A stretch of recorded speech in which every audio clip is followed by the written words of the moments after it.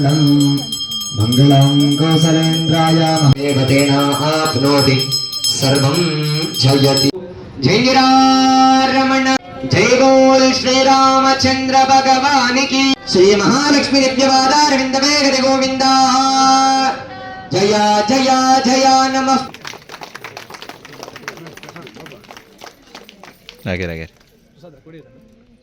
ಧರ್ಮ ಜಾಗೃತಿಯನ್ನು ಮಾಡಬೇಕನ್ನೋ ಉದ್ದೇಶದಿಂದ ಧರ್ಮಸ್ಥಳ ಸಂಸ್ಥೆಯ ಮೂಲಕವಾಗಿ ಪೂಜ್ಯ ಹೆಗ್ಗಡೆ ಅವರು ರಾಜ್ಯಾದ್ಯಂತ ಪ್ರತಿಯೊಂದು ತಾಲೂಕಿನಲ್ಲೂ ಕೂಡ ಇಂತಹ ಪೂಜಾ ಕಾರ್ಯಕ್ರಮಗಳನ್ನು ಮಾಡಲಿಕ್ಕೆ ನಮಗೆ ಆಶೀರ್ವಾದ ಮಾಡಿದ್ದಾರೆ. ಮೊದಲಾಗಿ ಧರ್ಮಸ್ಥಳ ಗ್ರಾಮ ಮಕ್ಕಳನ್ನ ತಮ್ಮ ಜೊತೆಯಲ್ಲಿ ಇಟ್ಟುಕೊಂಡು ಬೆಳೆಸಿ ಅಂತ ಹೇಳುವಂತದ್ದು ಈ ಕಾರ್ಯಕ್ರಮದ ಉದ್ದೇಶ. ಇದು ಧರ್ಮಸ್ಥಳದ ವೀರೇಂದ್ರ ಹೆಗ್ಗಡೆಯವರದ ಒಂದು ಸಂಕಲ್ಪ ಆಗಿರೋದ್ರಿಂದ ಅವರು ಬರೀ ಸಾಲ ಕೊಡೋದೇ ಅಲ್ಲ, ಸಾಲ ಕೊಟ್ಟು ರಿಕವರಿ ಮಾಡ್ಕೊಳ್ಳೋದೇ ಅಲ್ಲ ಅವ್ರ ಕೆಲಸ.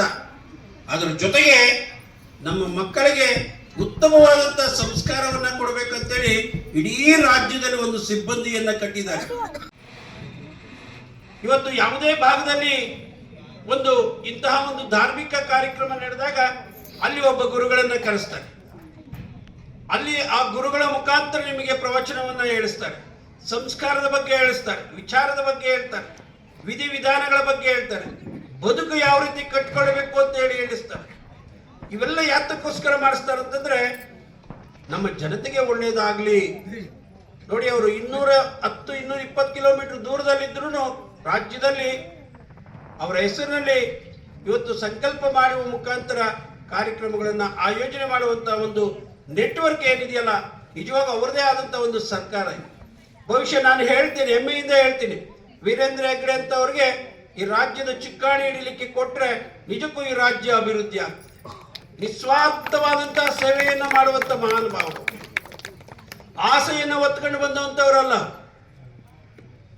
ಹಾಗಾಗಿ ಇಂತಹವರು ಈ ಸಮಾಜಕ್ಕೆ ಬೇಕು ಅಂತೇಳಿ ನಾನು ಭಾವನೆಯನ್ನ ವ್ಯಕ್ತಪಡಿಸ್ತಾ, ಇವತ್ತು ಏನು ಸಂಘ ಸಂಸ್ಥೆಗಳಿಂದ ಮುಖಾಂತರ ನಿಮಗೆ ಹಣವನ್ನು ಕೊಟ್ಟಿದ್ದಾರೆ, ಯಾರು ₹1 ದುರುಪಯೋಗ ಮಾಡಿಕೊಳ್ಳದೆ ಮತ್ತೆ ಅದನ್ನು ವಾಪಸ್ ಕಟ್ಟಿದ್ರೆ ಮತ್ತೆ ಯಾರೋ ಬಡ ಜನತೆಗೆ ಸಿಗ್ತದೆ.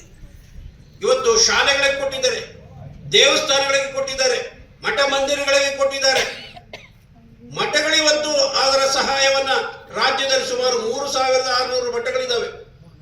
ಆ ಮಠಗಳು ಇವತ್ತು ಅವರ ಕೈ ಚಾಚಿ ತೆಗೆದುಕೊಂಡು ಅನೇಕ ವಿದ್ಯಾರ್ಥಿಗಳನ್ನ ಮಠದಲ್ಲಿ ಇಟ್ಟುಕೊಂಡು ಸಾಕುವಂತ ಕೆಲಸ ಅವರು ಮಾಡ್ತಾ ಇದ್ದಾರೆ.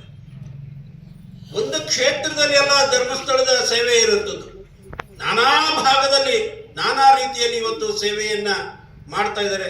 ಅದು ದೊಡ್ಡ ಆಲದ ಮರದಾಗಿ ಇವತ್ತು ನಿಂತಿದೆ. ಆ ಕೊಂಬೆಗಳು ಇವತ್ತು ಕೆಲಸವನ್ನ ಮಾಡ್ತಾ ಇದೆ ಸಮಾಜದಲ್ಲಿ.